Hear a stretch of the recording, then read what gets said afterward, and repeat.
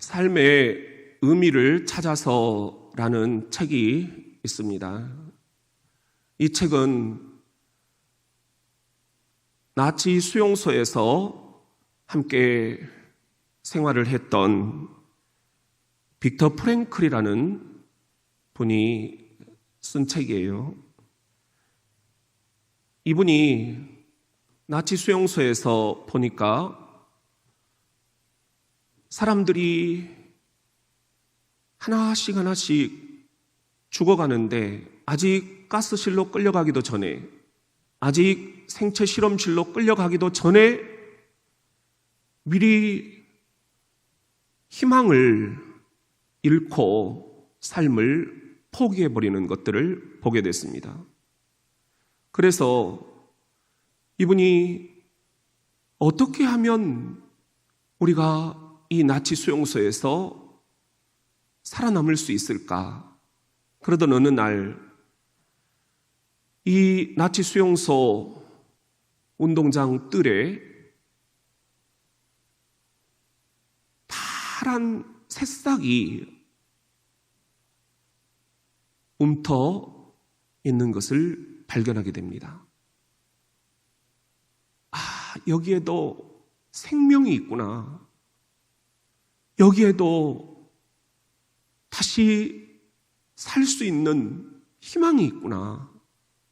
빅터 프랭클은 그날로부터 면도를 하기 시작합니다. 면도기가 없기 때문에 그 갖고 있는 물건들 가운데서 아주 이 수염을 하나씩 잘라가면서 나치 수용소에서 면도할 일이 뭐가 있겠느냐 싶은데 사람들이 너무너무 의아해하는데 프랭클은 면도를 하기 시작합니다. 그리고 옷을 단정히 입고 그 나치 수용소 한자리에 앉아서 하나님의 말씀을 펼칩니다. 그 수용소 그 한복판에서 하나님의 말씀을 통해서 어떻게 하면 이 고난을 내가 잘 해석할 수 있을까? 그리고 어떻게 하면 이 수용소에서의 체험을 나중에 내가 심리학 교수인데 강단으로 돌아가서 학생들에게 생생하게 가르칠 수 있을까? 강의 준비를 하게 됩니다. 그렇게 해서 수용소에서 몇 살아남지 않은 사람 가운데 빅터 프랭클이 이름을 올리게 되는 거예요.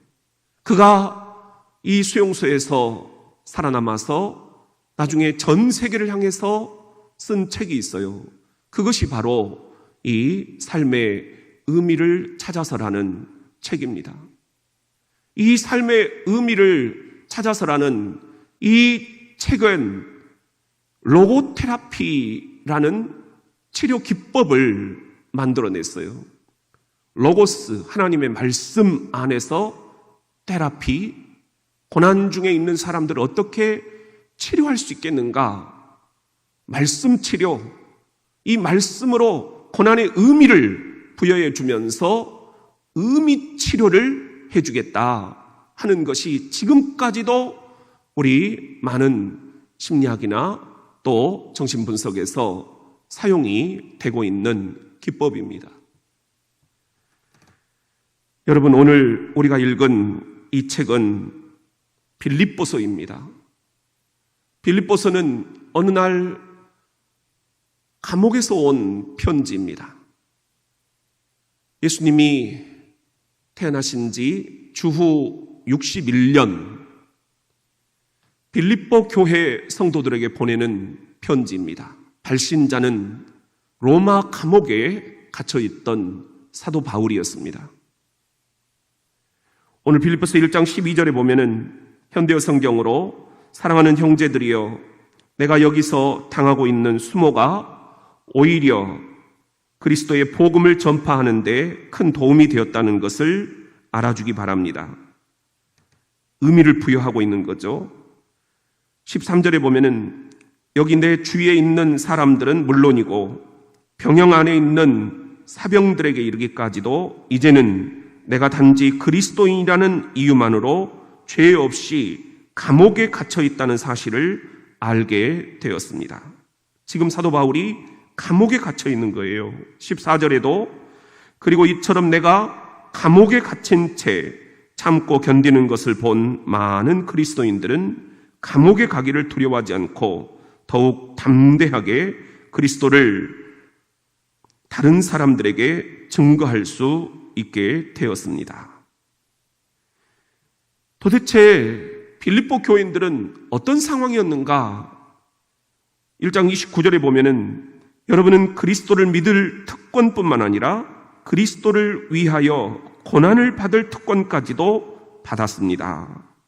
고난 중에 있었다 하는 것입니다. 꼭 오늘 우리의 상황과 같지 않습니까? 코로나19 때문에 집안에 꼼짝 못하고 갇혀 있습니다. 감옥생활이나 마찬가지입니다. 학교를 못 가니 감옥입니다. 일을 못하니 감옥입니다. 재택근무도 하루 이틀이지 점점 감옥입니다. 하루 종일 밥하고 간식해야 되고 빨래해야 되고 애 잡고 소리 지르고 정말 감옥도 이런 감옥이 없습니다. 무엇보다 5주째 교회를 못 나오니 너무 감옥같이 느껴집니다. 5주째 이런 감옥 같은 상황에서 사랑하는 우리 대전 장로교회 성도 여러분, 우리가 진정 크리스찬이라면, 예수 그리스도를 따르는 참된 그리스도인이라면 이런 감옥 같은 상황 속에서 우리가 견지해야 할 신앙의 자세는 무엇이란 말입니까? 우리 같이 한번 따라합시다. 기뻐하라. 오늘 본문 말씀 4절에 보면은 우리 같이 한번 읽어볼까요? 시작. 주 안에서 항상 기뻐하라. 내가 다시 말하노니 기뻐하라. 여기 보면은 두 번이나 기뻐하라 말씀을 하고 있어요. 두 번이나 언급이 됐다는 것은 정말 중요하다라는 겁니다. 예수님도 사람들이 말귀를 잘 못 알아먹으니까 진실로 진실로 내가 너희에게 이르노니 두 번을 언급을 하셨죠. 오늘 사도 바울도 기뻐하라, 다시 말하노니 기뻐하라. 정말 우리가 간과하고 있는 내용이 있는데 기쁨을 잃어버렸다라는 거예요. 빌립보서는 우리가 잘 알듯이 넉 장밖에 안 됩니다. 그런데 이 넉 장 속에 기쁨에 대한 표현이 16번이 나오고 있어요. 그래서 이 빌립보서를 우리는 기쁨의 편지다, 그렇게 이야기를 하는 것입니다. 이런 감옥 같은 상황에서 저와 여러분들도 오늘 빌립보서를 주목하는 이유가 바로 이 기쁨을 회복하기 위해서입니다. 본문 말씀 4절을 헬라어 원어로 보면은 기쁨을 카이레테 이렇게 이야기를 하고 있습니다.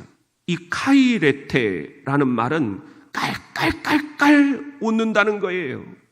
아주 유쾌하게, 상쾌하게 웃는다는 거예요. 그렇게 기뻐하라 하는 것입니다. 그냥 기쁜 척 하는 게 아니고 우리 자녀 여러분 한번 깔깔깔깔 엄마 아빠 보고 웃어보세요. 하하하하하하 이렇게 유쾌하게 기뻐하라. 이게 헬라어 원어 뜻입니다. 이것은 현재 능동태 명령법으로 되어 있어요. 우리가 이걸 단어를 분석을 해보면은 무슨 의미냐면은 현재 능동태 명령법이라는 것은 계속 그렇게 하라는 거예요.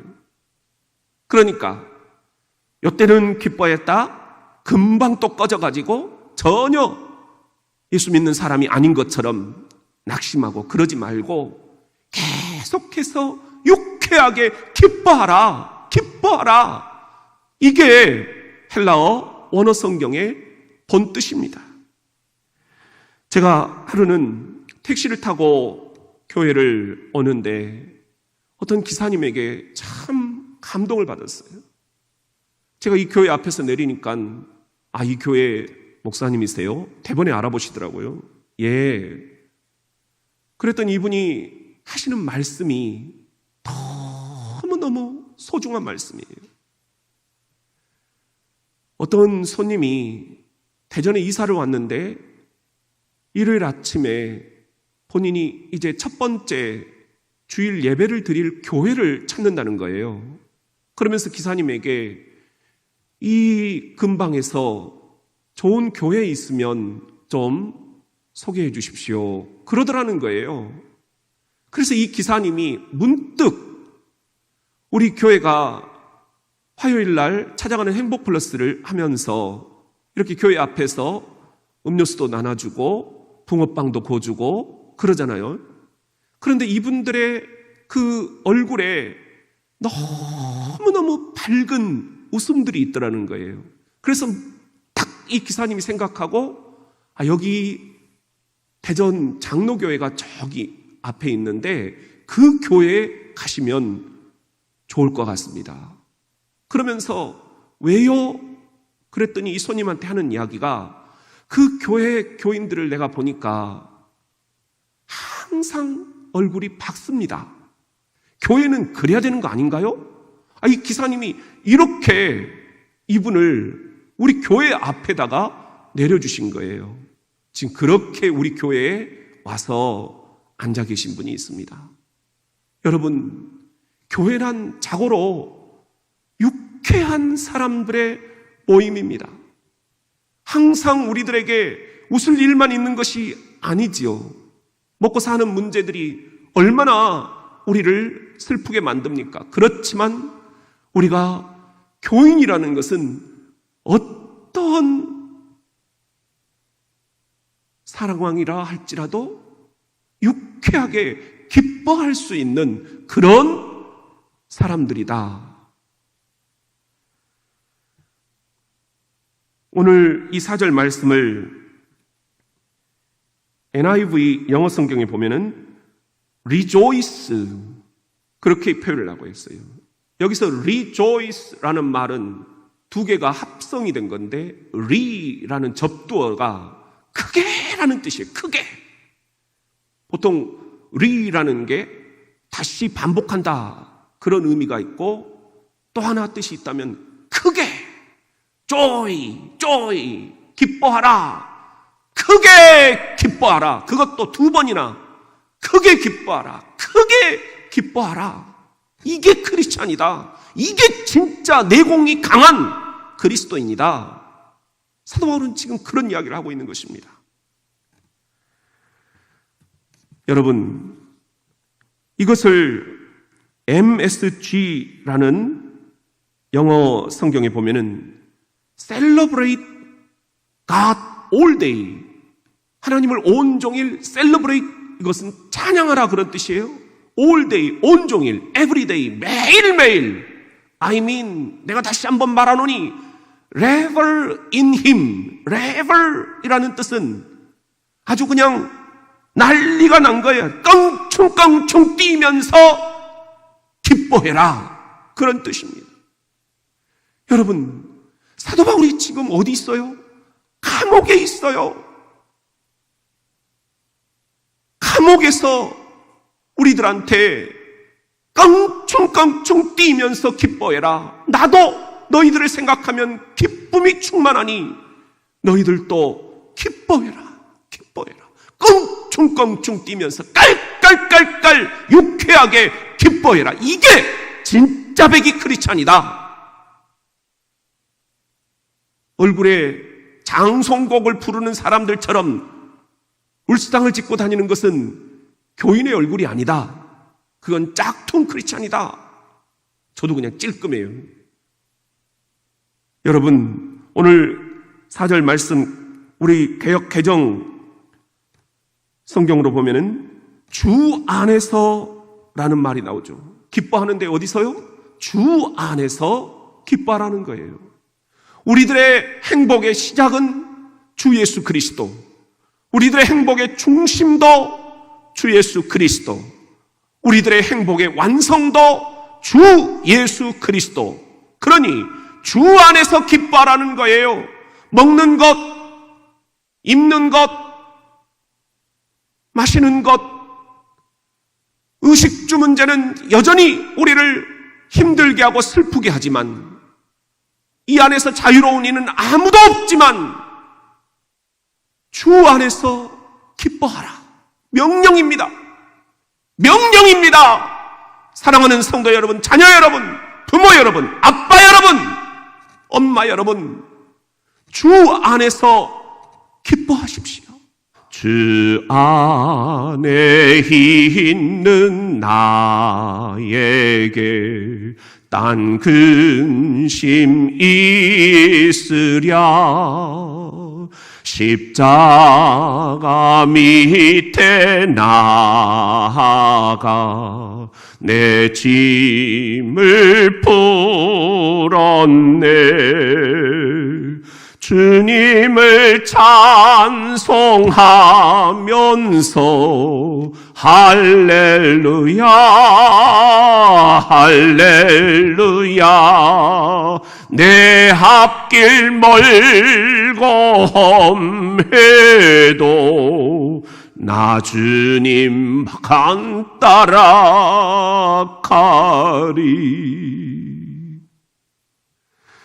여러분들이 저에게 보내시는 그런 문자나 또 전화를 받으면서 가게가 너무 안 되고 있다, 또 일거리가 없다, 정말 너무너무 마음이 아프고 저도 기도가 너무너무 간절하게 나옵니다.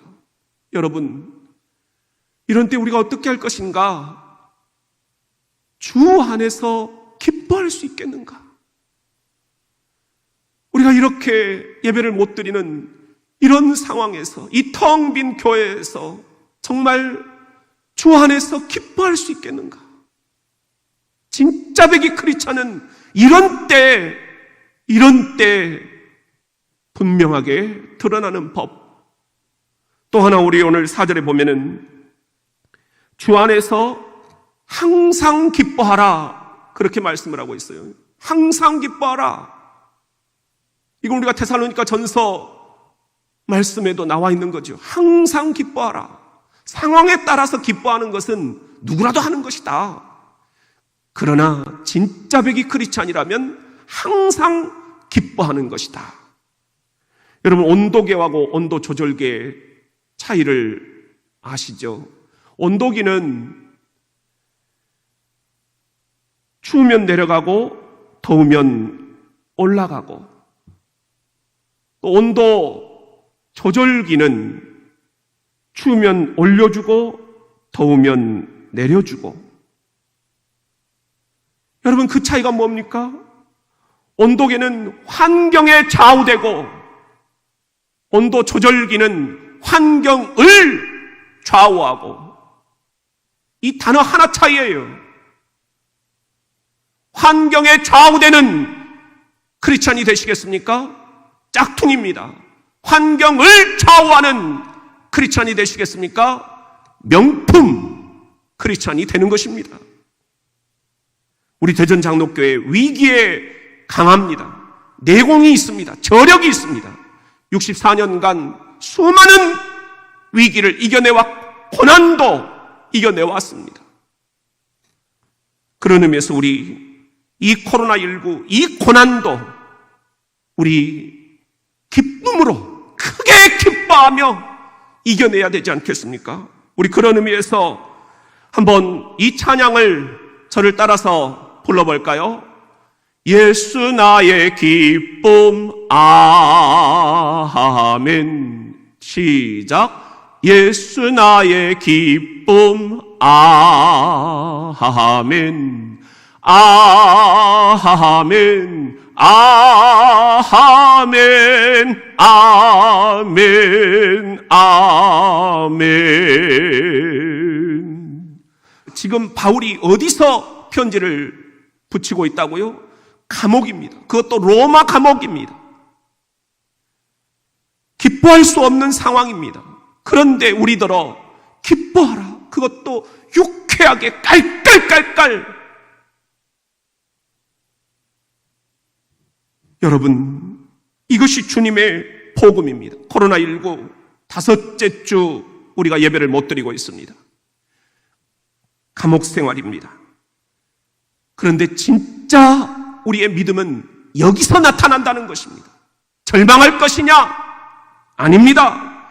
크게 기뻐하라. 크게 기뻐하며 진짜 백이 명품 크리스찬이 누구인지를 온 세상에 증거하는 저와 여러분 이 대전 장로교회 될 수 있기를 예수의 이름으로 축원합니다. 우리 같이 한번 따라합시다. 관용하라. 오늘 5절 말씀에 보면은 시작. 너희 관용을 모든 사람에게 알게 하라. 주께서 가까우시니라. 여기 보면은 관용이라는 말이 나와요. 한자말로 보면은 너그러울 관자에 얼굴 용자입니다. 얼굴을 보면 그 사람한테서 너그러움이 느껴져야 된다는 거예요. 이게 진짜 크리스찬이라는 것입니다.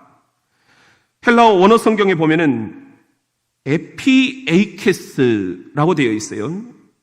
이 에피에이케스가 바로 너그러움이라는 뜻입니다. 그래서 우리 개역 개정판에는 관용이라고 표현을 했지만 현대어 성경을 보면은 자기보다 먼저 남을 생각하는 너그러움을 모든 사람에게 보이십시오. 주께서 곧 오신다는 것을 항상 기억하십시오. 이렇게 되어 있어요. 또 NRSV라는 영어 성경을 보면은 gentleness, 친절함을 보이라고 그렇게 얘기를 하고 있어요. 또 쉬운 성경에 보면은 선하고 친절하다, 관용을 그렇게 풀고 있어요. 또 ESV라는 영어 성경에 보면은 신기하게도 reasonableness 이렇게 돼 있어요. 이것은 우리가 사려 분별이 깊다 그런 말을 하잖아요. 그런 뜻입니다. 사려 분별, 이것이 모든 사람에게 드러날 수 있도록 여러분들이 그렇게 행동해라 그런 뜻입니다. 우리가 사려 분별이 흐려지면 이런 때 한국교회가 사람들로부터 따가운 시선을 받을 수밖에 없습니다. 여러 가지 이유들이 있지만 우리 지역 주민들의 불안도 함께 읽어줄 수 있는 사려 분별이 있어야 됩니다. 우리가 지금 이렇게 집에 갇혀 감옥 생활을 하고 있는데요. 이 자가격리 이런 말을 요즘에 많이 쓰잖아요. 근데 이게 14일을 보통 얘기를 하죠. 이게 성경에 나와 있어요. 레위기의 13장 1절부터 보면은 세 번역입니다. 주님께서 모세와 아론에게 말씀하셨다. 누구든지 살갗에 부스럼이나 뾰루지나 얼룩이 생겨서 그 살갗이 악성 피부염에 감염된 것 같거든. 코로나19처럼 감염병이 생겼다는 거예요. 사람들은 그를 제사장 아론에게나 그의 아들 가운데 어느 제사장에게 데려가야 한다. 그러면 제사장은 그의 살갗에 감염된 병을 살펴보아야 한다. 감염된 그 자리에서 난 털이 하얗게 되고 그 감염된 자리가 살갗보다 우묵하게 들어갔으면 그것은 악성 피부병에 감염된 것이니 제사장은 다 살펴본 뒤에 그 환자에게 부정하다고 선언해야 한다. 그러나 그의 살갗에 생긴 얼룩이 희기만 하고 살갗보다 우묵하게 들어가지도 않고 그곳에 털이 하얗게 되지도 않았으면 조금 나으면 제사장은 그 환자를 1회 동안 7일 동안 뭐 하라고요? 격리시켜야만 한다. 그리고 1회가 되는 날에 제사장은 그 환부를 살펴보고 자기가 보기에 환부가 변하지 않고 그 병이 그의 살갗에 덮어지지 않았으면 제사장은 그를 다시 1회 동안 더 격리 격리시켜야 한다. 이래 14일을 격리시킨다. 이것이 성경에 기록이 되고 있다는 것이 너무 신기하지 않습니까? 감염병에 대해서는 우리가 이렇게 성경시대부터 고민이 많았었다. 하나님의 처방 방법이다라는 그런 이야기입니다. 성경적 근거가 분명히 있다라는 것입니다. 우리가 마스크도 왜 쓰느냐? 레위기 13장 45절에 보면은 악성 피부병에 걸린 사람은 자기 옷을 찢어야 한다. 그는 자기 머리를 풀며 자기 윗입술을 가리고 부정하다라고 외쳐야 한다. 보세요. 왜 이렇게 윗입술을 가리라고 할까요? 이 비말이라고 그러잖아요. 침이 사람들에게 튀어서 감염이 이렇게 전염되면 안 되기 때문입니다. 나는 부정하다 외치라고 했어요. 왜? 나는 지금 아픕니다. 내가 지금 뭔가 감염된 것 같습니다. 그래야 다른 사람들을 보호할 수 있다라는 거예요. 애들 앞에서, 아내 앞에서, 남편 앞에서, 이웃들 앞에서 나 잠깐 격리돼 있을 테니까 가까이 오지 마세요. 마스크 쓰고 접근하지 마세요. 사람들을 위한 배려라는 것입니다. 이런 사려 분별이 그 누구보다도 우리 크리스찬들에게 필요하다는 말씀이에요. 빌립보서 4장 5절 너희 관용을 모든 사람에게 알게 하라. 사람들에게 나의 이 너그러운 배려를 지역 주민들에게 알게 하라는 것입니다. 왜? 주께서 가까우시니라. 우리에게는 늘 예수님이 오늘 재림하시면 나에게 뭐라고 평가하실까? 항상 심판대 앞에 선 느낌을 갖고 살아야 된다는 것입니다. 너는 너밖에 몰랐구나. 너는 내가 레이께서 분명히 언급을 했는데도 사람들을 너그럽게 배려해 줄지를 몰랐구나. 가족을 배려하는 마음, 교인을 배려하는 마음, 지역 주민을 배려하는 마음, 한국 사회를 배려하는 너그러운 마음이 너에게 없었구나.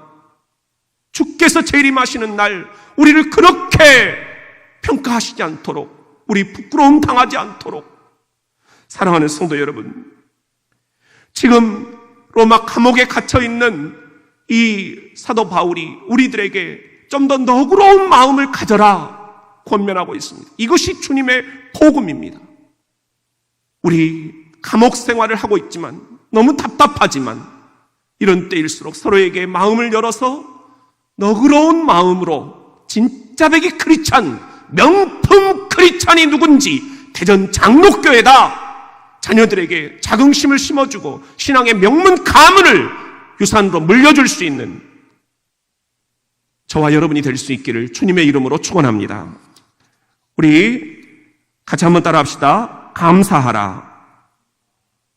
오늘 6절 말씀 시작.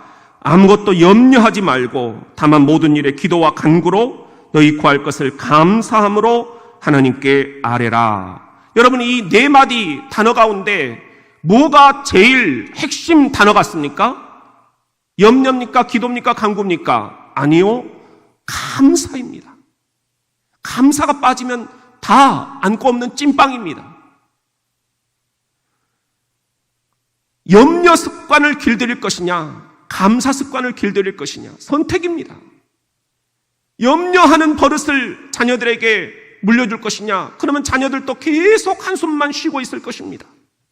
감사하는 습관을 자녀들에게 물려줄 것이냐, 그러면 자녀들도 감사를 이어받게 될 것입니다. 헬라어 원어 성경에 보면은 이 감사라는 말이 유카리스티아스 이렇게 되어 있어요. 유카리스티아스 세 번째 줄의 맨 마지막입니다. 이것은 성만찬 유카리스트라는 말과 이제 관련이 있는데요. 성만찬이라는 게 감사의 표현이라는 거예요. 여러분, 나를 위해 죽으시고 나를 위해 다시 사신 예수 그리스도에 대한 감사의 마음을 담아서 말로 표현하는 것, 이것이 오늘 우리들에게 필요하다는 것입니다. 그래서 빌립보서 4장 6절을 쉬운 성경에서는 한번 읽어봅시다. 시작. 걱정하지 말고 필요한 것을 하나님께 구하고 아뢰십시오. 감사하는 마음으로 하나님께 말씀드리라. 말로 표현이 돼야 된다는 거예요. 감사가. 표현되지 않는 감사는 감사가 아니다. 시작. 말로 표현해야 하나님도 예뻐하신다라는 것입니다. 주님 감사해요. 현대 성경에는 걱정에 쌓여 지내지 말고 무슨 일에 있어서든지 기도하십시오. 필요한 것을 하나님께 아뢰고 여러분의 기도에 응답해 주신 하나님께 감사드리는 일을 잊지 마십시오. 걱정에 쌓여 지내지 말라는 거예요. 걱정. 이것을 NIV 영어 성경에서는 뭐라고 하느냐면 Thanksgiving.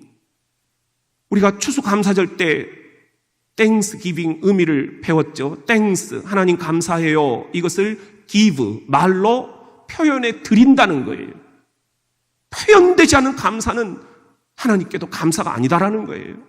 말로 우리 이 시간 자녀들에게 고맙다, 잘 견뎌줘서 고맙다. 시작.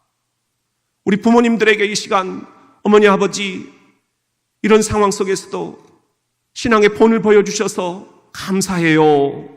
시작. 감사해요. 이런 표현을 주님께 드릴 수 있어야 명품 크리스찬이 된다라는 것입니다.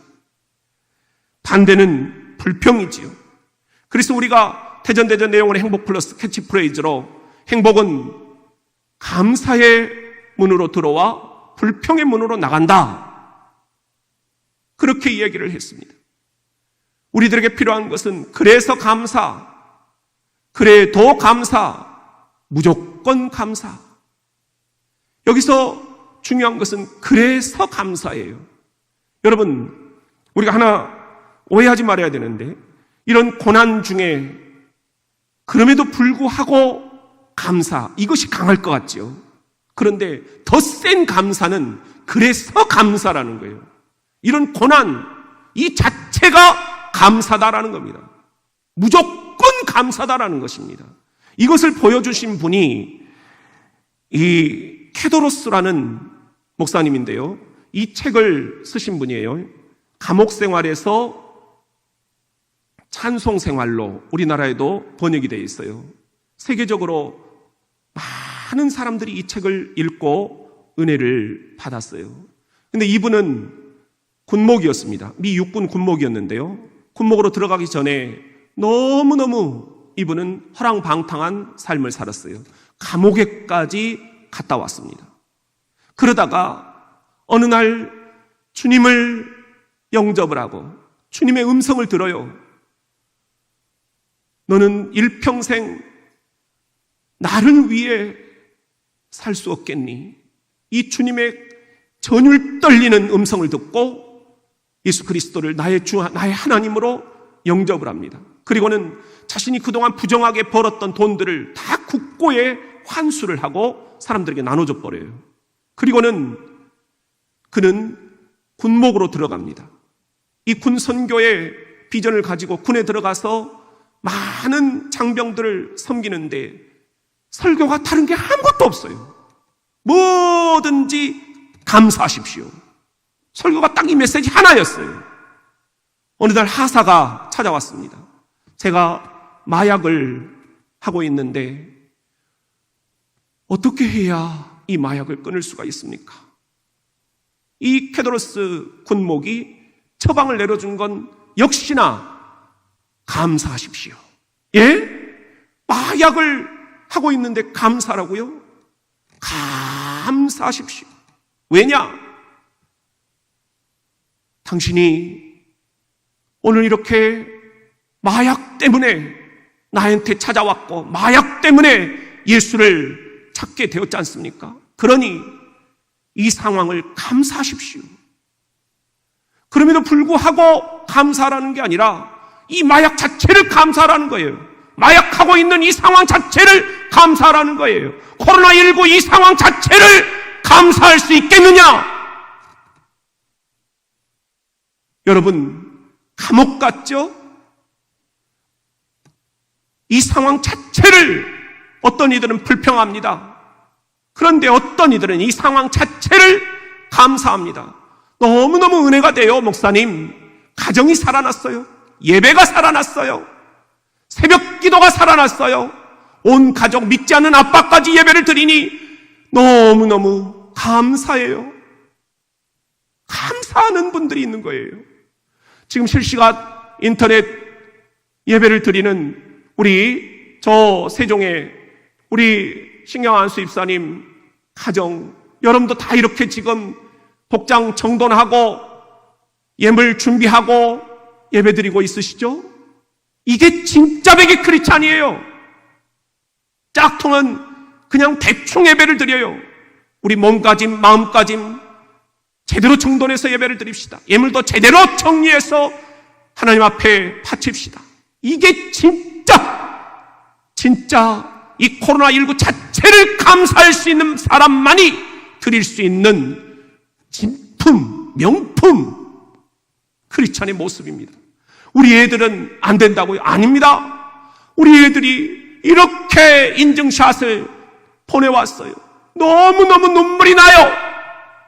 이걸 신앙의 유산으로 물려줍시다. 이걸 기독교 명문 가문으로 물려줍시다. 여러분, 오늘 본문 말씀, 그러면 기뻐하고 관용하고 감사하면 7절, 그리하면 모든 지각에 뛰어난 하나님의 평강이 그리스도 예수 안에서 너희 마음과 생각을 지키시리라. 그러면 여러분은 인간의 이해를 훨씬 더 초월한 하나님의 평화를 경험하게 될 것입니다. 여러분이 그리스도 예수를 의지할 때 하나님의 평화가 여러분의 생각과 마음을 안정시키며 안식을 줄 것입니다. 생각과 마음을 안정시키며 안식을 주신다는 거예요. 어제 우리 유필승 원사님이 내 방을 이렇게 청소하러 이제 오셔가지고 들리셨어요. 그러면서 하시는 이야기가, 왜 이탈리아는 그렇게 사망자가 많을까요? 그 보니까는 실제로 치사율이 8.6%예요. 어제부로 4,032명이 사망을 했어요. 하루에 600명. 여러분, 어떻게 이런 일이 있을 수 있을까? 그런데 우리나라는 치사율이 지금 1.2%예요. 어떻게 이런 일이 있을 수 있을까? 일본의 한 학자가 한국인의 밥상을 보면서 한국인의 밥상 위에는 보약 덩어리들이 수두룩하게 쌓여 있다. 이것 때문에 한국인들은 면역력이 강하게 될 수밖에 없다. 이런 이야기를 했다는데, 그런 사연 때문일까요? 어쨌든 여러분에게 이 시간 권면합니다. 기뻐하십시오. 깔깔깔깔 확장돼서 기뻐하십시오. 환영하십시오. 너그러운 마음을 모두에게 알려주십시오. 그리고 감사하십시오. 이 코로나19 자체를 감사하십시오. 그러면 하나님의 평화가, 인간의 이해를 뛰어넘는 하나님의 하늘 평화가 여러분의 생각과 마음을 지켜서 안정시켜 주시고 안식을 누리게 해 주실 것입니다. 믿음의 면역력을 키우시는 여러분이 되셔야 되지 않겠습니까?